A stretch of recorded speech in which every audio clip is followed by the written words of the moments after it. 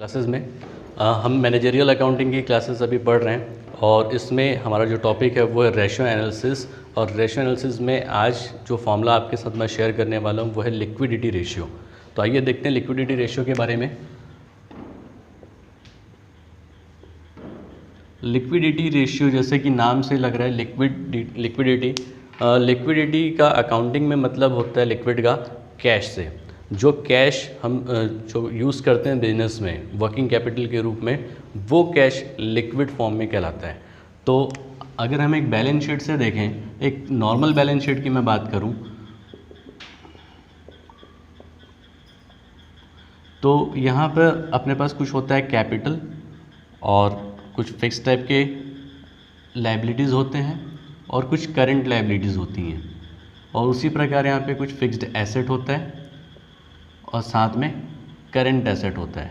तो जब हम लिक्विडिटी रेशियो की बात करते हैं तो सबसे पहले तो आपको ध्यान देना है कि आप बैलेंस शीट की बात कर रहे हैं। आपको ये डेटा कहाँ से मिलेगा? पूरा बैलेंस शीट से मिलेगा। कुछ डेटा स्टॉक जैसे आपको प्रॉफिट लॉस से भी मिल सकता है, ट्रेडिंग अकाउंट से। तो आपको जब लिक्विडिटी की बात किया जाएगा तो आप ये पार्ट को और ये पार्ट को इग्नोर करेंगे। आपको ध्यान देना है करंट पार्ट। कौन से पार्ट की बात करेंगे हम? करंट पार्ट की। तो आइए देखते हैं। लिक्विडिटी रेशियो का आंसर रेशियो फॉर्म में मिलेगा हमेशा हमको, और बेसिकली 3 टाइप के लिक्विडिटी रेशियोज़ हैं। सबसे पहला लिक्विडिटी रेशियो हमारा करंट रेशियो। यहाँ पे खास बात ये है कि आपको एक स्टैंडर्ड मेजरमेंट इसलिए दिया हुआ है कि करंट रेशियो जो होता है कंपनी का वो 2:1 होना चाहिए, या आप इसको 2/1 भी कर सकते हैं। इसका मतलब क्या होता है अभी बता रहा हूँ आपको मैं। करंट रेशियो का जो फॉर्मूला है वो है current asset upon current liabilities, और ये रेशियो आपका स्टैंडर्ड क्या होना चाहिए? 2:1 होना चाहिए। मतलब आपका जो एसेट है करंट एसेट वो आपके लायबिलिटीज़ से दोगुना होना चाहिए। अगर ये दोगुना है मतलब आपकी सॉल्वेंसी बहुत अच्छी है और आपके पास कैश लिमिट से ज़्यादा है, लिमिट के अंदर है मतलब। अब करंट एसेट में क्या क्या आएगा?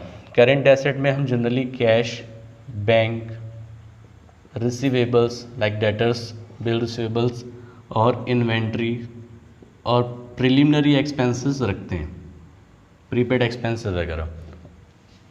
और करंट लायबिलिटीज़ में bank overdraft, creditors, bills payable, ये सारी चीज़ें रखते हैं। तो आपको ध्यान देना है करंट एसेट मतलब सारे करंट एसेट्स और करंट लायबिलिटी मीन्स सारे करंट लायबिलिटीज़। इन दोनों का जो रेशियो बनेगा वो करंट रेशियो जो हमारे लिक्विडिटी रेशियो का पहला रेशियो होता है। सेकंड रेशियो है हमारा लिक्विड रेशियो, या इसको हम बोलते हैं क्विक रेशियो, या इसका एक और नाम है एसिड टेस्ट रेशियो। अगर आपसे कभी किसी कॉम्पिटिटिव एग्जाम में पूछा जाता है कि what is quick ratio, acid test ratio या लिक्विड रेशियो, तो तीनों का मतलब एक ही होगा। इसका स्टैंडर्ड जो है वो है 1:1। 1:1 मीन्स लिक्विड रेशियो में जो दोनों साइड की चीज़ें हैं वो right hand side, left hand side, वो दोनों 1:1 के फॉर्मेट में होनी चाहिए। अब आपको यहाँ पे जो फॉर्मूला लगाना है वो लगाना है liquid asset upon current liabilities. कुछ बुक्स में आपको ये भी मिलेगा कि liquid asset upon liquid liability भी लगा हुआ है, लेकिन स्टैंडर्ड फॉर्मूला यही है इसका कि लिक्विड एसेट अपॉन हम क्या लगाएं? Current liabilities. अब करंट लायबिलिटी तो हमने देखा, ये करंट लायबिलिटी का एग्जांपल यहाँ पे मैंने दिया हुआ था। इसमें और भी बहुत सारी चीज़ें जैसे आउटस्टैंडिंग एक्सपेंसेस और एडवांस इनकम्स, ये सारी चीज़ें। लिक्विड एसेट क्या होता है? तो आप ध्यान दीजिए, लिक्विड एसेट जो है वो होता है करंट एसेट में से आप इन्वेंट्री मतलब स्टॉक और जो प्रीपेड एक्सपेंसेस हैं आपके या प्रिलिमिनरी एक्सपेंसेस हैं आप उनको हटा दीजिए, तो जो रिमेनिंग बचेगा वो आपका लिक्विड एसेट कहलाएगा।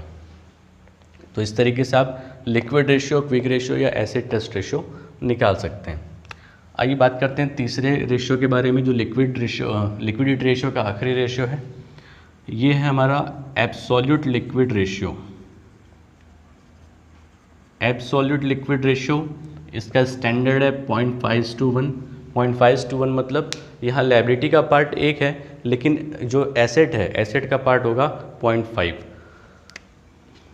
इसके लिए आपको फॉर्मूला यूज़ करना है एब्सोल्यूट लिक्विड एसेट, या इसको आप कोर कैश एसेट भी लिख सकते हैं, divided by liquid liabilities.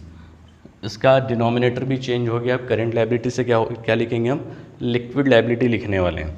Liquid liability मैंने पहले यहाँ पे भी बताया था, अभी वो कैसे निकालते हैं आपको बता देता हूँ मैं।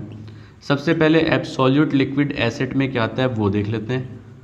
तो एब्सोल्यूट लिक्विड एसेट या कोर कैश की बात करें तो यहाँ पे सिर्फ कैश और कैश इक्विवेलेंट जो होते हैं आप बस उन पे फोकस करते हैं, जैसे कैश या बैंक में आपका कोई डिपॉजिट है या मार्केटेबल सिक्योरिटीज़ जो तुरंत कैश में कन्वर्ट हो जाए या कैश फॉर्म में ही हो, वो एब्सोल्यूट लिक्विड एसेट कहलाएगा। और लिक्विड लायबिलिटी का मतलब होता है current liabilities minus bank overdraft. आप इसमें से बैंक ओडी को हटा दीजिए करंट लायबिलिटीज़ में से, जो बचेगा वो आपका लिक्विड लायबिलिटी बनता है।